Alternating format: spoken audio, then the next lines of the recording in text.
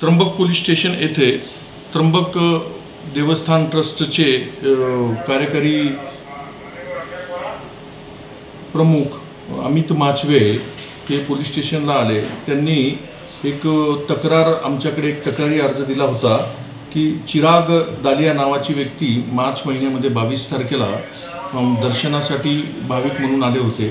तर त्यावेळेस त्यांनी जो पास असतो दर्शनाचा 200 रुपये प्रति व्यक्ती अशा प्रमाणे 3 लोकांचा पास खरेदी केला। तर तो पास त्यांनी एका व्यक्तीकडून खरेदी केला आणि ज्यावेळेस त्यांचा मुख्य प्रवेशद्वारातून एंट्री होताना तो पास स्कॅन झाला त्यावेळेस तो नॉट व्हेरीफाईड म्हणून त्या पासची स्कॅन झाल्यामुळे त्यांना दर्शन घेता आले नाही। त्यावेळेस त्यांनी सांगितले की मी ह्या पाससाठी 2000 रुपये एका व्यक्तीला मूर्तटक नावाच्या व्यक्तीला मी 2000 रुपये दिले आणि त्याच्याकडनं घेतलेला आहे।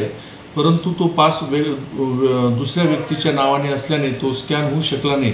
अशा प्रकारे त्या भाविकाची येथे फसवणूक झाली। त्या अनुषंगाने अमित माचवे मुख्य कार्यकारी अधिकारी यांनी पोलीस स्टेशनला फसवणुकीची तक्रार दिल्याने पोलीस स्टेशनमध्ये रीतसर गुन्हा दाखल करून सदर प्रकरणाचा पुढे तपास सुरू आहे।